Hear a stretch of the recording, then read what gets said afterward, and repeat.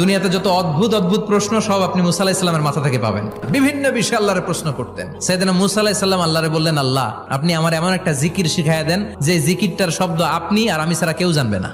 দিনে রাতে সব সময় এই জিকির আমি করব, আপনারে ডাকবো, কিন্তু শর্ত হলো এই জিকিরটা জানবে শুধু আপনি আর জানবো শুধু আমি। আল্লাহ বললেন, মুসা পড়ো লা ইলাহা ইল্লাল্লাহ। মুসা আলাইহিস সালাম কয়, মাবুদ এটা তো জাতীয় জিকির, সবাই জানে। আমি তো চাইছি এক্সেলেন্ট একটা জিকির, কারো কাছে নাই, শুধু আমি জানবো আর আমি পড়বো।